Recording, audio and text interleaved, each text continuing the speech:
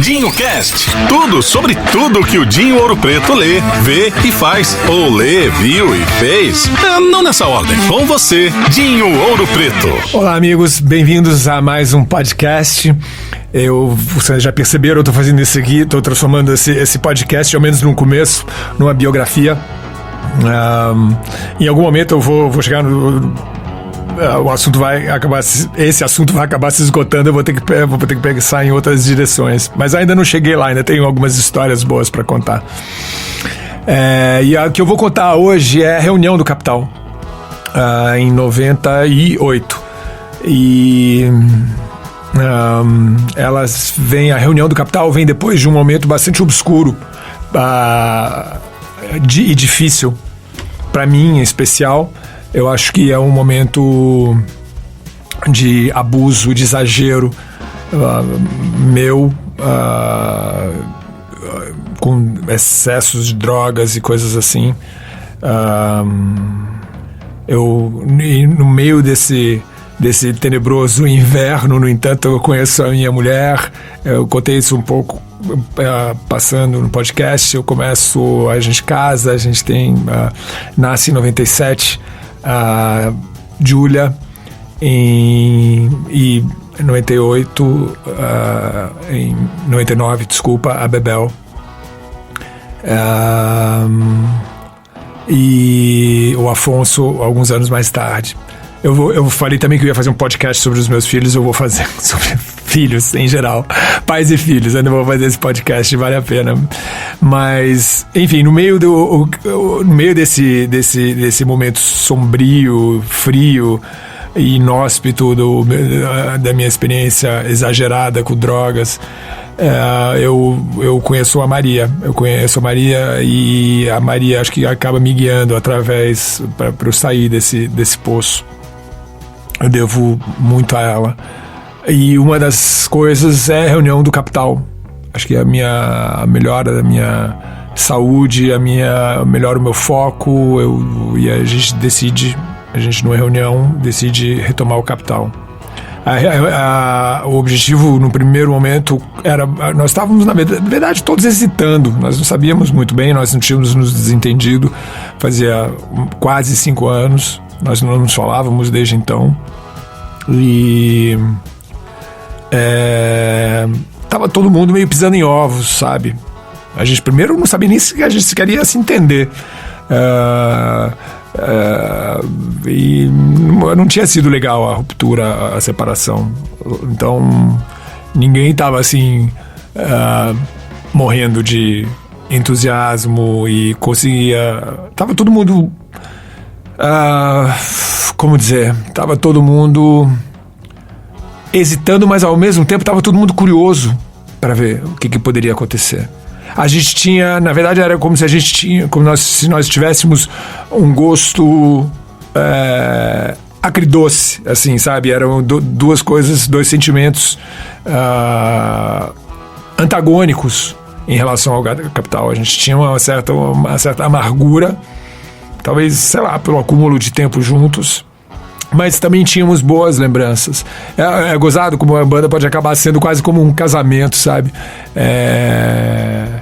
Você vai acumulando diferenças com o tempo, rancor, brigas, coisas que não muito bem resolvidas, que vão sendo varridas e não para debaixo do tapete e nunca discutidas, e o tempo só faz com que elas se tornem maiores. E uma banda é uma coisa complicada. Uma banda às vezes eu penso que uma banda tem variedade, sabe? Que a maior parte das bandas acaba. Todas as grandes bandas acabaram. Eu acho que os Stones possivelmente são a única exceção. Você pode dizer, ok, a CDC existe ainda, sabe? Mas muita gente morreu pelo caminho. Ou outras bandas, ou as bandas se separam ou alguém morre. Era como se a tendência tem uma lei da física, acho que da segunda lei da termodinâmica, que diz que tudo caminha para entropia. Ou seja, as pessoas, é muito mais provável que as coisas se desintegrem do que a desordem é mais provável do que a ordem. Eu não sei, talvez isso valha como uma regra para relacionamentos e para bandas, elas tendem a se desfazer. Mas nós estávamos ali falando de retomar o Capital com muitas reticências, dúvidas, muitas coisas que nunca tinham sido resolvidas, mas a gente topou. A gente falou, bom, vamos lá, vamos ver o que dá. Então a gente estabeleceu como meta algo bastante modesto, sabe? Vamos só tocar alguns shows, comemorar os 15 anos que nós estávamos fazendo ali, se a gente levasse em consideração a minha entrada do Capital, porque o Capital já se estabeleceu como 93, a data a ser comemorada, mas... Enfim. E a gente sai para fazer shows, a gente começa a tocar, a gente ensaia num estúdio, acho que no Butantã, e ninguém, naquele momento, é gozado, ninguém levava muita fé. Eu lembro que eu cheguei a procurar as gravadoras. Eu procurei as gravadoras e as pessoas falaram, não vai dar em nada. Eu lembro da gente ter procurado empresários também todo mundo ter falado, olha... Eu lembro que um cara chegou a falar pra gente, olha, gente, na minha casa, o cara falou, olha, ressuscitar um cadáver. O cara falou isso pra mim. Olha, se é um cadáver, eu vou te falar, é o zumbi mais vigoroso e mais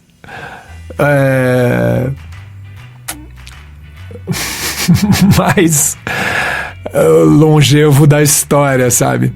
Porque estamos aqui desde então. Isso foi há 22 anos atrás. A gente reúne a banda, a gente começa a fazer shows. Os primeiros shows que a gente vai fazer são no interior do Paraná. A gente... não lembro mais qual era o nome das cidades. A gente passa por Londrina, eu me lembro, mas eu não lembro o nome da primeira cidade que a gente toca. Mas já no primeiro show vai mais gente do que nós esperávamos. E em Londrina também. E quando a gente toca em São Paulo também. A gente toca no antigo Palace. E também vai mais gente do que nós esperávamos. E assim começa uma ordem, começa a se estabelecer uma marcha, uma batida que acaba nos atropelando. Era como se nós estivéssemos sempre um passo atrás dos fatos. Nós somos levados pelas circunstâncias como se fosse. A gente acaba... O que era para ser poucos shows, acabam sendo mais shows do que o esperado. Se as primeiras gravadoras falam que não, logo surge, no mesmo momento, a editora abre um selo de discos chamado Abril Music. E nós somos um dos... Eles nos contratam em abril. A reunião do Capital começa em janeiro. Em abril nós somos contratados 3 meses depois, somos contratados pela Abril Music. Logo depois, eles falam, beleza, então tá, vamos gravar um disco de vocês.